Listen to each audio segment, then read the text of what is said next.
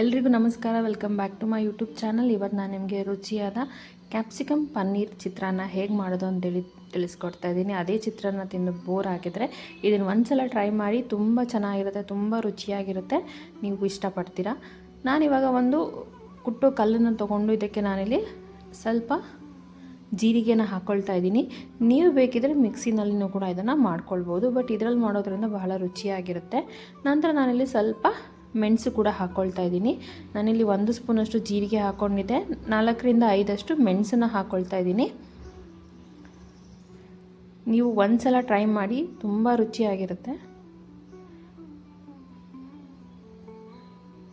ನಾನಿಲ್ಲಿ 4ರಿಂದ 5 ಮೆಣಸನ್ನು ತೊಗೊಂಡಿದ್ದೀನಿ. ಹಾಗೆ ನಾನಿಲ್ಲಿ ಸ್ವಲ್ಪ ಪುದೀನ ಸೊಪ್ಪನ್ನು ಹಾಕ್ಕೊಳ್ತಾ ಇದ್ದೀನಿ, ಸ್ವಲ್ಪ ಕೊತ್ತಂಬರಿ ಸೊಪ್ಪು. ಈ ರೀತಿ ಮಸಾಲೆ ಮಾಡ್ಕೊಂಡು ಮಾಡೋದ್ರಿಂದ ತುಂಬ ಟೇಸ್ಟಿಯಾಗಿ ಬರುತ್ತೆ ಚಿತ್ರಾನ್ನ. ಫ್ರೈಡ್ ರೈಸ್ಗಿಂತನೂ ತುಂಬ ಚೆನ್ನಾಗಿರುತ್ತೆ ಅಂತಲೇ ಹೇಳ್ಬೋದು. ನಾನಿಲ್ಲಿ ಖಾರಕ್ಕೆ ಮತ್ತು ಹಸಿರು ಮೆಣಸಿನ್ಕಾಯಿನ ಹಾಕ್ಕೊಳ್ತಾ ಇದ್ದೀನಿ. ಈಗ ಆಲ್ರೆಡಿ ನಾವು ಮೆಣಸು ಹಾಕಿರೋದ್ರಿಂದ ಹಸಿರು ಮೆಣಸಿನ್ಕಾಯಿನ ನೋಡಿ ಹಾಕ್ಕೊಳ್ಳಿ.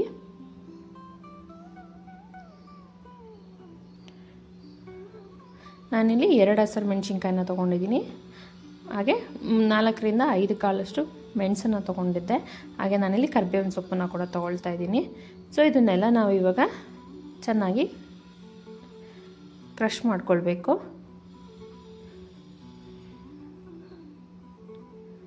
ನೋಡಿ, ಈ ರೀತಿ ಅದನ್ನು ನಾವು ನೀಟಾಗಿ ಸ್ವಲ್ಪ ತರಿಯಾದ ಪೇಸ್ಟನ್ನು ಮಾಡ್ಕೊಳ್ಬೇಕು. ನೋಡ್ಬೋದು, ನಾನು ಈ ರೀತಿ ಪೇಸ್ಟನ್ನು ಮಾಡ್ಕೊಂಡಿದ್ದೀನಿ.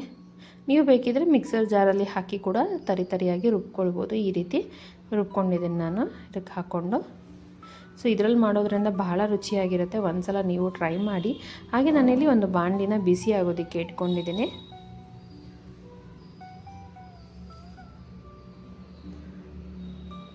ನಂತರ ನಾನಿಲ್ಲಿ ಎಣ್ಣೆನ ಹಾಕ್ಕೊಳ್ತಾ ಇದ್ದೀನಿ. ನಾನು 3ರಿಂದ 4 ಚಮಚದಷ್ಟು ಎಣ್ಣೆನ ಉಪಯೋಗಿಸ್ತಾ ಇದ್ದೀನಿ.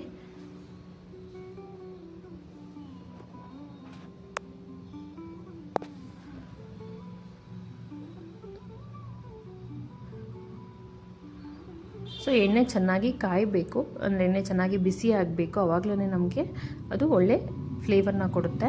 ಇವಾಗ ಎಣ್ಣೆ ಚೆನ್ನಾಗಿ ಬಿಸಿ ಆಗಿದೆ. ಇವಾಗ ನಾನಿಲ್ಲಿ ಈರುಳ್ಳಿನ ಹಾಕ್ಕೊಳ್ತಾ ಇದ್ದೀನಿ. ನಾನಿಲ್ಲಿ 1 ಚಿಕ್ಕ ಈರುಳ್ಳಿನ ತೊಗೊಂಡಿದ್ದೀನಿ.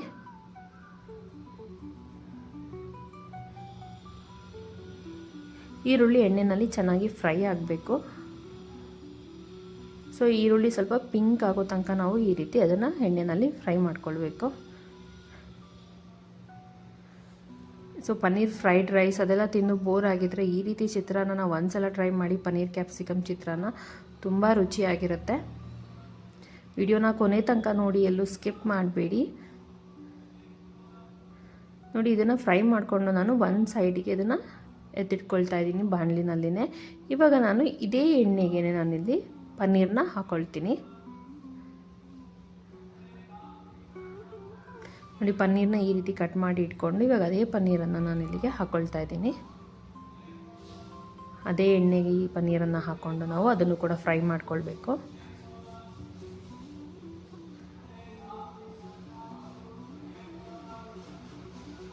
ನನ್ನ ಚಾನಲ್ನ ಸಬ್ಸ್ಕ್ರೈಬ್ ಮಾಡ್ಕೊಳ್ಳಿ. ಹಾಗೆ ಪಕ್ಕದಲ್ಲಿರುವಂಥ ಬೆಲ್ ಬಟನ್ನ ಕ್ಲಿಕ್ ಮಾಡಿದ್ರೆ ನಾನು ಹಾಕುವಂಥ ಎಲ್ಲ ವೀಡಿಯೋ ಅಪ್ಡೇಟ್ಸ್ ನಿಮಗೆ ಮುಂಚೆನೇ ಸಿಗುತ್ತೆ. ಯಾವುದೇ ವೀಡಿಯೋಸ್, ಯಾವುದೇ ರೆಸಿಪೀಸ್ ನಿಮಗೆ ಸ್ಕಿಪ್ ಆಗಲ್ಲ.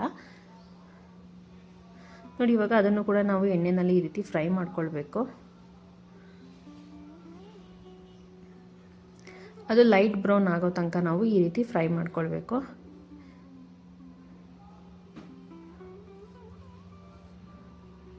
ಸೊ ಇವಾಗ ಅದು ಆಲ್ಮೋಸ್ಟ್ ಬ್ರೌನ್ ಆಗ್ತಾ ಇದೆ. ಇವಾಗ ನಾನಿಲ್ಲಿ ಏನು ಕ್ರಷ್ ಮಾಡಿ ಇಟ್ಕೊಂಡಿದ್ನಲ್ಲ ಪೇಸ್ಟ್, ಸೊ ಅದನ್ನು ನಾನಿಲ್ಲಿ ಹಾಕ್ಕೊಳ್ತಾ ಇದ್ದೀನಿ.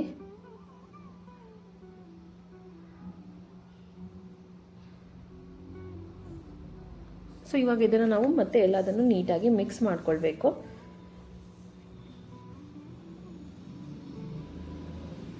ನೋಡ್ಬೋದು ನೀವು, ಪನ್ನೀರು ಲೈಟ್ ಬ್ರೌನ್ ಆಗ್ತದೆ ಇವಾಗ. ಸೊ ಈ ರೀತಿ ಎಲ್ಲದನ್ನು ನಾವು ಫ್ರೈ ಮಾಡ್ಕೊಳ್ಬೇಕು.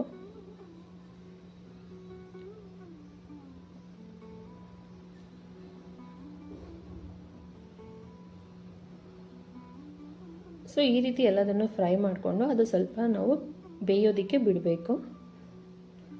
ಅದು ಎಣ್ಣೆ ಎಲ್ಲ ಬಿಟ್ಕೊಂಡು ಚೆನ್ನಾಗಿ ಫ್ರೈ ಆಗಬೇಕು. ನಂತರ ನಾನಿಲ್ಲಿ ಕ್ಯಾಪ್ಸಿಕಮ್ನ ಹಾಕೋತಾ ಇದ್ದೀನಿ. ನಾನು ಕ್ಯಾಪ್ಸಿಕಮ್ನ ಸಣ್ಣದಾಗಿ ಕಟ್ ಮಾಡಿಕೊಂಡು ಒಂದು ಕ್ಯಾಪ್ಸಿಕಮ್ನ ನಾನಿಲ್ಲಿ ಯೂಸ್ ಮಾಡ್ತಾ ಇದ್ದೀನಿ. ಸೊ ಇದನ್ನು ಕೂಡ ನೀಟಾಗಿ ಮಿಕ್ಸ್ ಮಾಡಿಕೊಂಡು ನಾವು ಫ್ರೈ ಮಾಡ್ಕೊಳ್ಬೇಕು.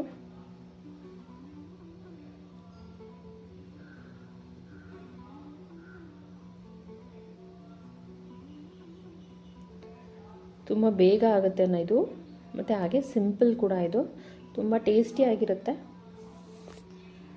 ಲಂಚ್ ಬಾಕ್ಸಿಗೆ, ಬ್ರೇಕ್ಫಾಸ್ಟಿಗೆ, ನೈಟ್ ಡಿನ್ನರ್ಗೆ ಕೂಡ ನೀವು ಇದನ್ನು ಟ್ರೈ ಮಾಡ್ಬೋದು.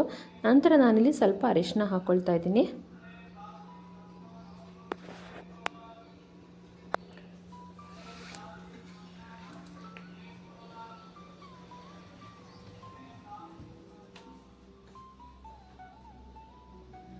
ಸೊ ಅರಿಶಿನ ಹಾಕ್ಕೊಂಡು ನಾನಿಲ್ಲಿ ರುಚಿಗೆ ತಕ್ಕಷ್ಟು ಸ್ವಲ್ಪ ಉಪ್ಪನ್ನು ಕೂಡ ಹಾಕ್ಕೊಳ್ತಾ ಇದ್ದೀನಿ.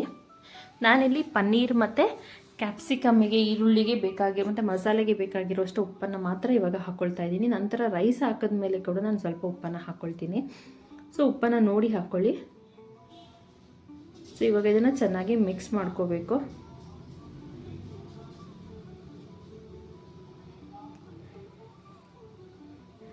ಸೊ ಇವಾಗ ಈ ರೀತಿ ಅದು ಎಣ್ಣೆ ಬಿಟ್ಕೊಳ್ಳೋದಕ್ಕೆ ಶುರುವಾಗಬೇಕು. ಎಲ್ಲ ಚೆನ್ನಾಗಿ ನೀಟಾಗಿ ಫ್ರೈ ಆಗಿರಬೇಕು. ಅದರಲ್ಲಿರುವಂಥ ಹಸಿ ವಾಸನೆ ಎಲ್ಲ ಹೋಗಿರಬೇಕು. ಮತ್ತು ಪನ್ನೀರ್ದು ಮೇಲ್ಗಡೆ ಒಂದು ಕೋಟು ಸ್ವಲ್ಪ ಬ್ರೌನ್ ಆಗಿರಬೇಕು ಮತ್ತು ಕ್ರಿಸ್ಪಿ ಆಗಿರಬೇಕು. ಆ ರೀತಿ ನಾವು ಫ್ರೈ ಮಾಡ್ಕೊಳ್ಬೇಕು. ಇವಾಗ ಇದು ಆಲ್ಮೋಸ್ಟ್ ಫ್ರೈ ಆಗಿದೆ. ಇವಾಗ ನಾನು ಸ್ಟವನ್ನು ಆಫ್ ಮಾಡಿ ಒಂದು ನಿಂಬೆಹಣ್ಣನ್ನು, ಅಂದರೆ ಒಂದರಲ್ಲಿ ಅರ್ಧ ನಿಂಬೆಹಣ್ಣನ್ನು ನಾನು ಹಾಕ್ಕೊಳ್ತಾ ಇದ್ದೀನಿ. ನೀವು ಚಿಕ್ಕ ನಿಂಬೆಹಣ್ಣು ಹಾಕ್ಕೊಳ್ತಾ ಇದ್ದೀನಿ ಅಂದರೆ ಒಂದನ್ನು ಇಟ್ಕೊಳ್ಳಿ. ನಾನಿಲ್ಲಿ ಸ್ವಲ್ಪ ದೊಡ್ಡದಾಗಿರೋದ್ರಿಂದ ಅರ್ಧ ಹೋಳು ನಿಂಬೆಹಣ್ಣನ್ನು ಹಾಕ್ಕೊಳ್ತಾ ಇದ್ದೀನಿ.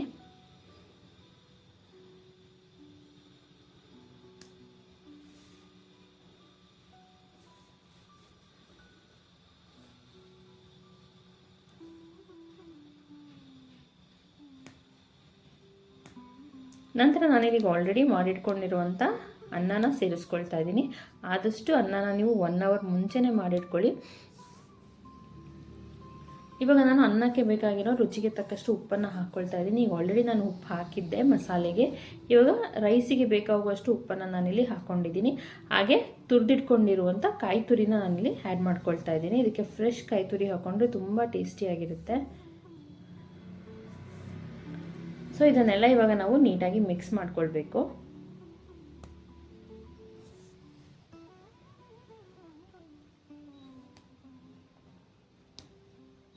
ನೋಡಿ ಇವಾಗ ಈ ರೀತಿ ಅದು ಮಿಕ್ಸ್ ಮಾಡಿದ್ದೇನೆ. ನೋಡ್ಬೋದು ನೀವು ಎಷ್ಟು ಕಲರ್ಫುಲ್ಲಾಗಿ ಎಷ್ಟು ಚೆನ್ನಾಗಿ ಬಂದಿದೆ ಅಂತ ಹೇಳಿ.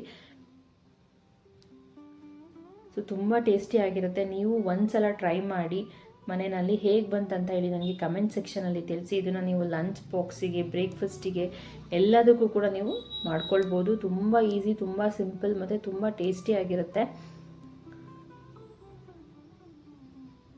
ಸೊ ಕ್ಯಾಪ್ಸಿಕಮ್, ಪನ್ನೀರ್ ಮತ್ತು ನಾವು ಇಲ್ಲಿ ಕೊತ್ತಂಬರಿ ಸೊಪ್ಪು, ಪುದೀನ ಮತ್ತು ಜೀರಿಗೆ ಎಲ್ಲ ಉಪಯೋಗಿಸ್ಕೊಂಡಿರೋದ್ರಿಂದ ಬಹಳ ಟೇಸ್ಟಿಯಾಗಿರುತ್ತೆ, ತುಂಬ ಫ್ಲೇವರ್ಫುಲ್ ಆಗಿರುತ್ತೆ. ಒಂದ್ಸಲ ನೀವು ಟ್ರೈ ಮಾಡಿ ಹೇಗೆ ಬಂತಂತ ಹೇಳಿ ನನಗೆ ಕಮೆಂಟ್ ಸೆಕ್ಷನಲ್ಲಿ ತಿಳಿಸಿ.